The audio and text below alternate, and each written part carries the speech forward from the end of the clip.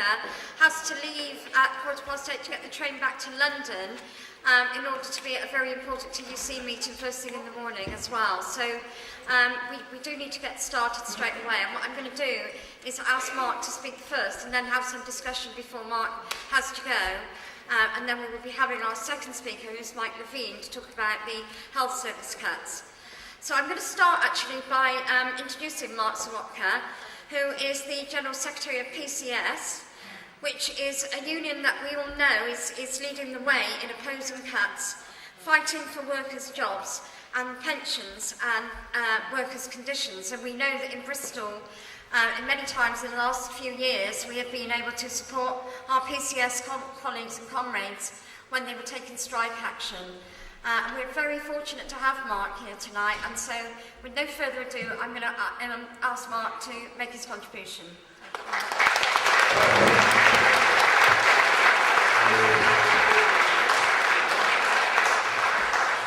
Well, thanks very much for that warm welcome, and it's really nice to be so close to Cardiff. To be in Bristol. And can I say first of all, congratulations to the organiser of the meeting. I know that Bristol had a particularly good turnout for the massive TUC demonstration that we had a week ago, and I know that you've already had two magnificent demonstrations through Bristol of 3,000 people, which I think tells its own story about how angry people are about what the government is doing. But these things don't just happen on their own, and therefore I think we should pay tribute to the campaigners and activists in Bristol who've come together to form the Anti-Cuts Alliance and who are doing so much hard work in the communities and in the workplaces. Now, I was asked tonight to come and talk about where next after the march. And what I want to talk about is what I believe we've got to be doing in order to try and stop the government carrying out its brutal attack on public services and on the welfare state. How that interacts between being active in the union or being a union member and being a community campaigner. And also to deal briefly with the politics of all of this, because I think it's very important that we understand the need to argue for an alternative to the cuts in order to ensure people are convinced to actually fight them. So my starting point is actually to reflect on just how brutal the government's proposals actually are. You know, often we hear of all sorts of things going on at work all the time, and we sometimes forget to get angry, and we sometimes forget the true scale of what we're actually facing. But we should remember that what they are about to try to carry out is without precedent in this country. None of us will ever have seen cuts on this scale, and every person in every community is going to be affected by what happens. And the scale of the attacks, I think, give us the answer to how we're going to fight them. We've got to unite people, ensure that people aren't divided, and recognise that what we're trying to defend is not just public sector workers' jobs, although that's important. We're trying to defend the right for people to be able to afford to get into further and higher education. We're trying to defend the welfare state to ensure that the unemployed, the disabled and the pensioners actually can have a decent existence, not be punished for the fact that they are not at work. And we've got to unite all people across the board to say there's an alternative, and we are determined to do something about it. And in that sense, I start from why the government is actually doing what it's doing. We have to, I think, understand that what they're doing is not economically necessary, it is a political choice. That essentially what the government is doing is waging an ideological onslaught on the people of this country under cover of the economic difficulties that we're in.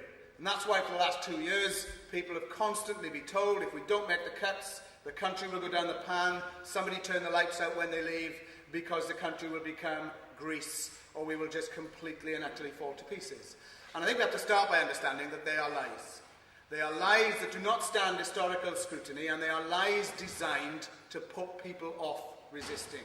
Because if people think nothing can be done to stop it, or there's no alternative, then people will not want to fight. I don't just say that because my union believes there's an alternative. We do it because we've done the historical research. And if you look at the debt in this country, and you compare what it is now in comparison to what it's been in the past, we are nowhere near as bad a position as we have been previously. In every year from 1918 to 1973, for example, our debt as a proportion of our gross domestic product was twice as big as it is now. Our debt, even today, is a quarter of what it is in Japan. It is less proportionately than America, France, and Germany. So there's no economic crisis that means these cuts are absolutely inevitable. We have been here before in a worse position. But the choices we made in the past were to build council houses, build schools, build the welfare state, build the NHS. Investing in a better society, recognising it has got to be better to employ people who then pay tax and insurance and improve our lives, rather than cut jobs, forcing people onto welfare and making all of our lives more miserable. It's not rocket science, it's what we have done in this country in the past.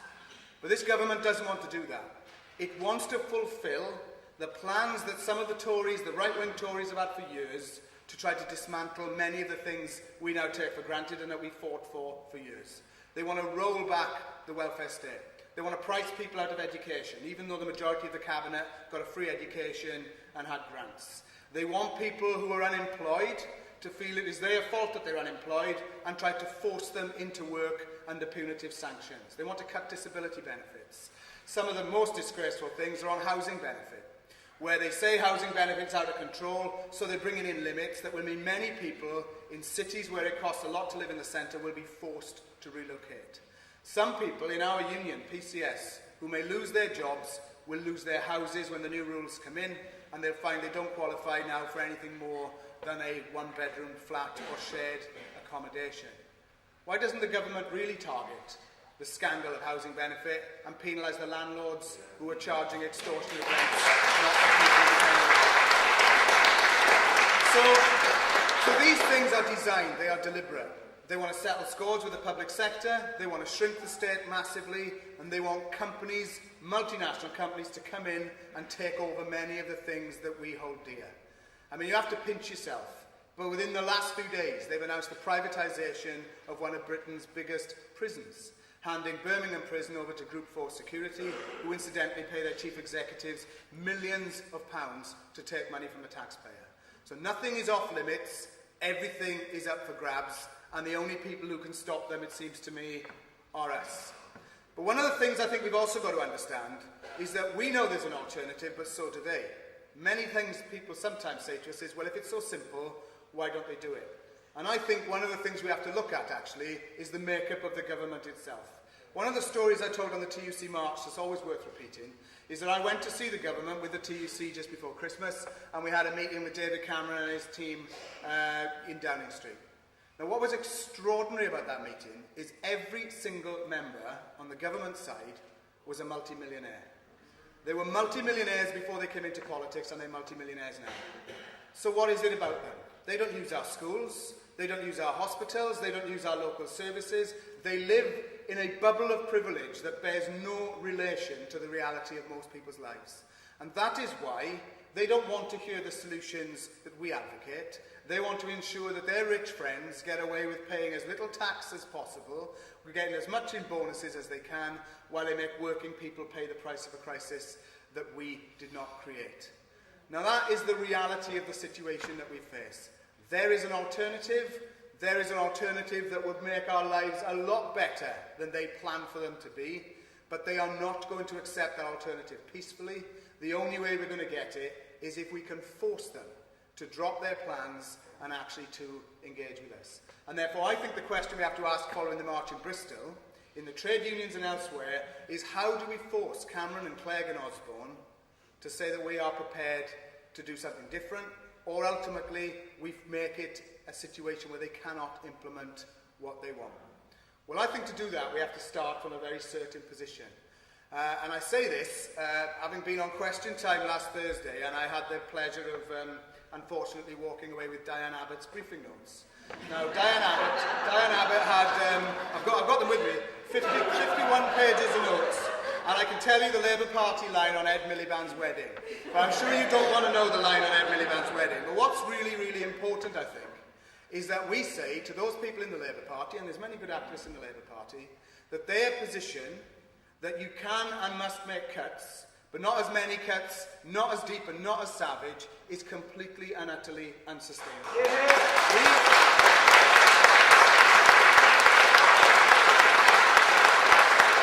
have to be clear, for two reasons, that our position should be not a single cut at all. Now let's be clear, for when you get the sort of smart Alex who sometimes say, well, you mean we can't cut a penny of public spending? What we mean is no cuts in jobs, no cuts in services. If they want to cut Trident, if they want to cut the private sector consultants, then they'll have no argument with us. They don't want to cut Trident, they want to cut 600,000 public sector jobs. They want to cut welfare, they want to cut the right to education, they want to dismantle the NHS and give it over to private profiteers.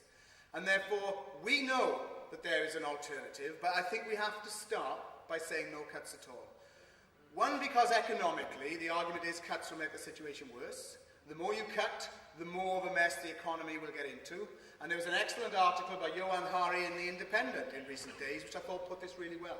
He said, when the economy is in the situation we're in now, actually more debt is what is required to kickstart the economy, to invest, to grow, to create jobs, to ensure that the country grows its way out of its problems, not actually do what they've done in Ireland and in Portugal, which is to shrink the economy and then end up in a worse position. So we should say no cuts, because economically that makes sense. But there's an even more important reason why we say no cuts. It's if we don't say any cuts at all, we will be divided before we start.